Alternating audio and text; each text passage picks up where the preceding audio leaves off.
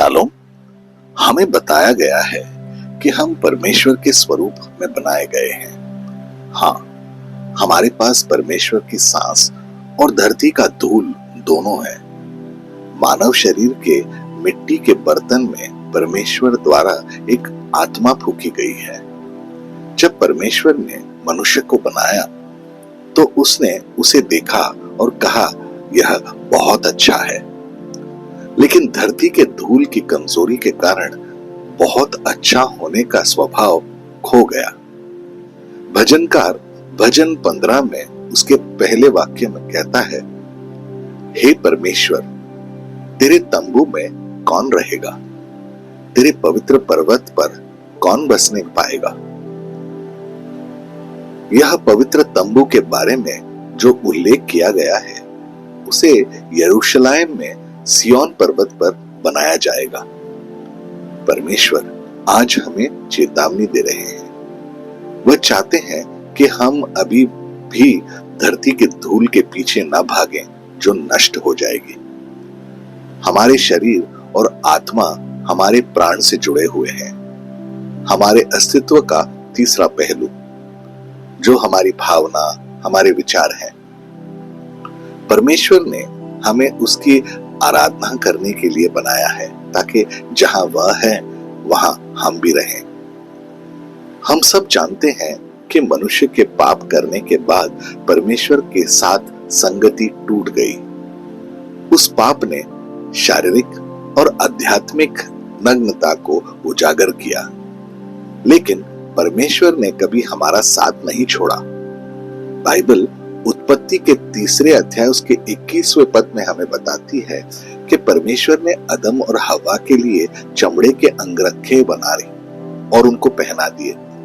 जब उन्होंने निषिद्ध फल खाया और बागीचे में नग्न पाए गए, परमेश्वर ने उनके शारीरिक नग्नता का ख्याल रखा और उत्पत्ति 13 उसके 15 में ये वाक्यांश, मैं तुम्हारे और स्त्री के बीच शत्रुता उत्पन्न करूंगा, बाइबल में परमेश्वर द्वारा घोषित एक अभिशाप है जो आदम और हव्वा के अवाज्ञा और सर्प के धोखे के जवाब में है।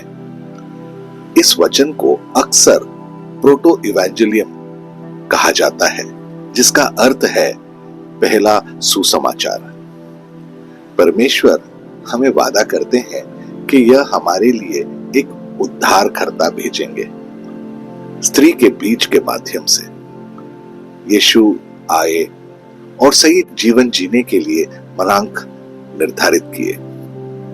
क्या हमने परमेश्वर की योजना को समझा है जिससे उसने यीशु के जीवन और मृत्यु के माध्यम से घोषित किया है?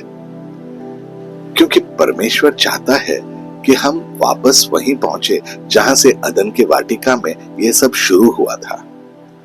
आदम और हव्वा ने अदन के वाटिका में धार्मिकता के वस्त्र पहने हुए थे और परमेश्वर के सामने नम्रता से चलते थे। भजनकार अभी भी यह बात कह रहे हैं और यही सही तरीका है एक सच्चे मसीह के जीवन जीने का। आइए देखें भजन 15 उसके 2 से लेके 5 वचन। वह जो खराई से चलता है और धर्म का काम करता है और हृदय से सच बोलता है, जो अपनी जीभ से निंदा नहीं करता और न अपने मित्र की बुराई करता और न अपने पड़ोसी की निंदा सुनता है।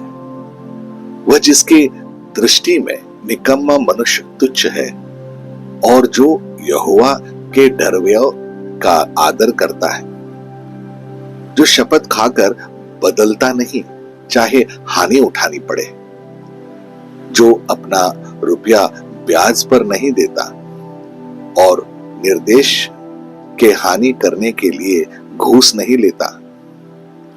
जो कोई ऐसी चाल चलता है वह कभी ना डगमगाएगा।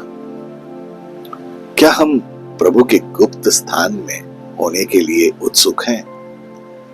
क्या हम पवित्र पहाड़ पर होने की आशा कर रहे हैं? हमें सिर्फ इसलिए खुश नहीं होना चाहिए कि हम कलीसिया जाते हैं, बाइबल पढ़ते हैं और प्रार्थना करते हैं।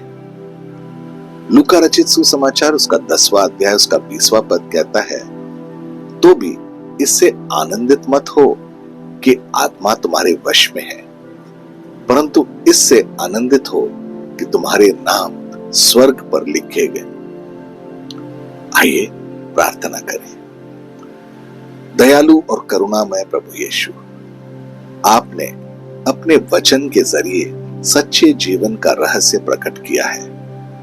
हाँ प्रभु, आपने हमें सिखाया है सिर्फ यह जानने से कोई मदद नहीं मिलेगी। आप चाहते हैं कि हम आज्ञाकारिता का जीवन जिएं, जिसके बिना आपके साथ रहना असंभव है।